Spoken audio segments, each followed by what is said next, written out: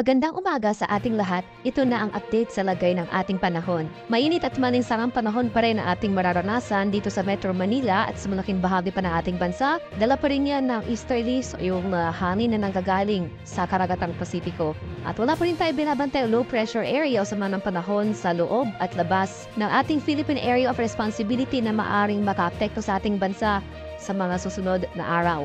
Ngunit asahan pa rin natin yung mga tsansa ng pulupunong pagulan na may pakulo at pakidlat na dulot ng localized thunderstorms kadalasan sa hapon hanggang sa gabi. Para naman sa magiging lagay ng ating panahon ngayong araw dito sa Luzon, bahagyang maulap hanggang sa maulap na papawirin na may mga tsansa ng pulupunong pagulan na may pakulong at pagkidlat na dulot ng thunderstorms pagsapit ng hapon hanggang sa gabi ang ating mararanasan at asahan pa rin natin yung mainit at malinsangang temperatura na naitatala natin kadalasan sa tanghali hanggang sa hapon. Temperature forecast para sa lawag ngayong araw, posible maglaro mula 26 to 34 degrees Celsius. 18 to 26 degrees naman dito sa Baguio City at 26 to 37 degrees Celsius sa Pagigaraw. Temperature forecast para sa Metro Manila ngayong araw ay posible maglaro mula 27 to 36 degrees Celsius. 25 to 32 degrees sa Tagaytay at 27 to 33 degrees Celsius sa bahagi ng Legazpi City. Sa mga areas naman ng Palawan, Visayas at Mindanao, asan na rin natin itong generally fair weather conditions, may kainitan at malinsangang panahon ang ating mararanasan, ngunit pagsapit ng hapon hanggang sa gabi, asan natin yung mataas na chance ng thunderstorm activity, especially dito sa malaking bahagi ng Mindanao.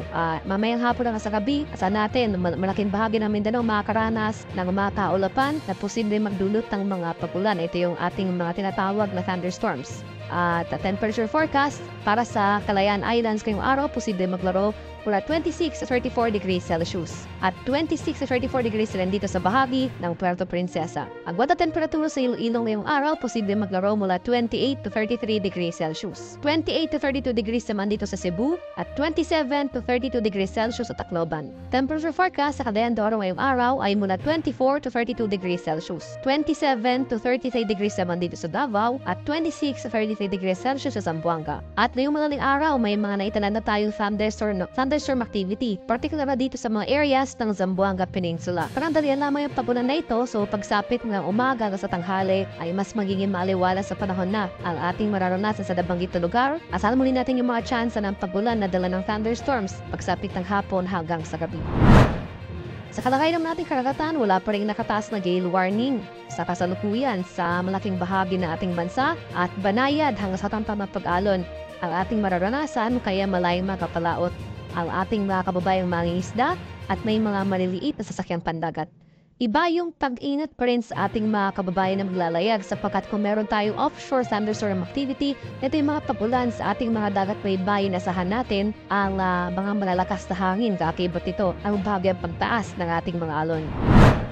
At para naman sa ating 3-day extended weather outlook sa mga piling lugar ng ating bansa, for the next 3 days dito sa Luzon, particular nga sa mga areas ng Metro Manila, Baguio City at Legazpi City, magpapatuloy itong generally fair weather conditions. Asan pa rin natin yung mga chance ng isolated rain showers or localized thunderstorms. Temperature forecast for Metro Manila sa susunod na 3 araw, posibleng maglaro mula 26 to 36 degrees Celsius. 17 to 26 degrees naman dito sa Baguio City at 26 to 33 degrees Celsius sa Legazpi City. Doon din sa Visayas, wala pa rin tayong inasahang sama ng panahon o yung mga sustained na pagulan. Kaasan pa rin natin itong generally fair weather conditions, maliban na lamang sa mga chance ng after rain showers or thunderstorms. Sa bahagi naman ng Mindanao, sa mga areas ng Metro Davao, Cagayan de Oro at sa Zamboanga City, magpapatuloy itong mainit at malinsangang panahon, mataas sa chance ng thunderstorm activity pagsapit ng hapon hanggang sa gabi. Sa araw ng Martes, dito sa area ng Davao Region, pati na rin sa Caraga, mataas ang chance ng mga pagulan at dala ng easterlies.